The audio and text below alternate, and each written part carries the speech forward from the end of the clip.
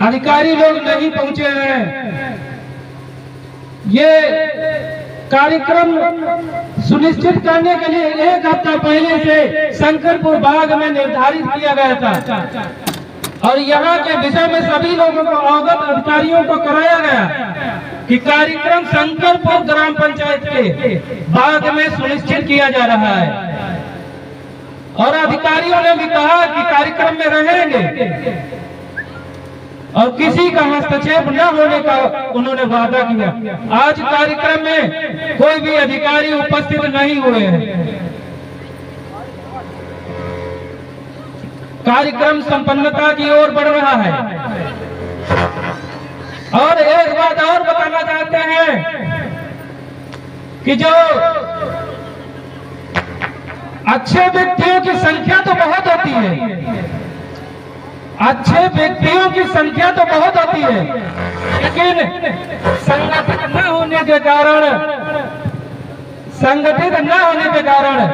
अच्छे लोग धोखा खा जाते हैं और बेईमान मक्कार जो गंदे किस्म के व्यक्ति होते हैं, जिन्हें चोर डकैत कहा जाता है, इनकी संख्या कम होती है किंतु वो संगठित होते हैं। जहां भी जाते हैं ये संगठन बना के जाते हैं और संगठन बनाने के कारण ये गांव को लूट लेते हैं, चोरी कर लेते हैं। ये संख्या किसी भी गांव में जहां लोग डकैती पूर्व में पड़ी तो गांव वालों से उनकी संख्या हमेशा कम ही रही, जिनकी संख्या उंगली पर गिनी जा सकती, किंतु वो लोग पूरे गांव को धोखा देके निकल गए। ऐसा हमेशा होता रहा है। आज एक बात बताना चाहते हैं कि एक बाबा भारती थे जो जंगल में कुटिया बनाकर रह रहे थे। उनके आश्रम में एक बहुत सुंदर घोड़ा रखे हुए थे। बाबा भारती उस घोड़े पर सवार होकर रोज सुबह सैर के लिए निकला करते थे और बाबा भारती का आधा समय पूजा में गुजरता था और आधा समय उस घोड़े की देख रेख में गुजरा करता था। इसी तरह एक दिन उनके आश्रम में खड़ग सिंह आ गया। खड़ग सिंह बहुत प्यासा था तो बाबा भारती ने उसकी आतिथ्य समझकर बड़ी सेवा की, उसको पानी पिलाया, आराम करने के लिए उसे बिस्तर दिया। आराम करने के बाद उस बाबा भारती के घोड़े पर नजर पड़ी जो अति सुंदर था। खड़ग सिंह उस घोड़े को देखकर उसकी आंखों में वो भर आया कि ये ऐसा घोड़ा हमारे पास होना चाहिए। बाबा को पूजा पाठ से मतलब है, इतने सुंदर घोड़े से क्या मतलब है। बाद में खड़ग सिंह ने बाबा से पूछा ही कि बाबा कि ये घोड़ा इतना सुंदर है, ये तो हमारे पास होना चाहिए।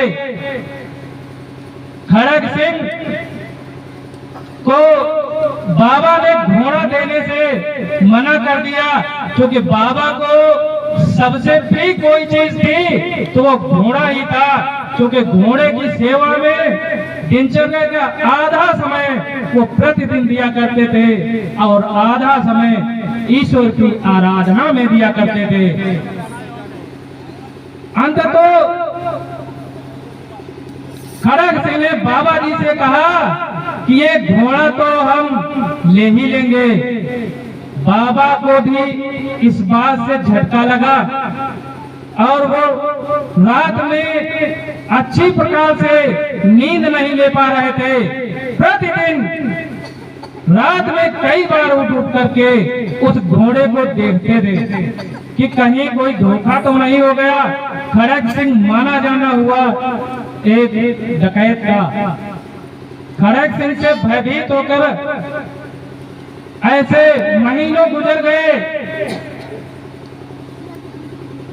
इसके बाद में बाबा ने सोचा कि खड़ग सिंह ने कह तो दिया, लेकिन अब वो यहाँ नहीं आएगा। बाबा थोड़ा सा निश्चिंत हो गए। एक दिन बाबा सैर के लिए हुए निकले तो रास्ते में देखा एक अपाहिज पड़ा हुआ करा रहा है। उसने आग्रह किया कि अब बाबा मुझे भी कुछ दूर लिए चलो। बाबा बहुत दयावान थे।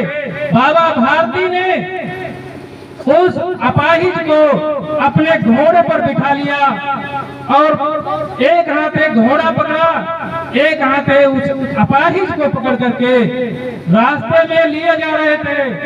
कुछ ही दूर चले थे कि अपाहिज ने अपनी देह तलेन करके बाबा भारती को घोड़े से गिरा दिया और कहा कि बाबा ये घोड़ा अब हमारा है, अब तुम इस घोड़े को नहीं पाओगे। तो बाबा ने कहा कि खड़ग सिंह एक बात मेरी सुन लो, अब मैं घोड़ा नहीं लेना चाहता हूँ। एक बात मेरी सुन लो, अब मैं घोड़ा नहीं लेना चाहता हूँ। तो खड़ग सिंह ने उस बात को सुना तो बाबा ने चुपके से बताया कि ये बात किसी से मत बताइएगा, ये बात किसी से मत बताइए।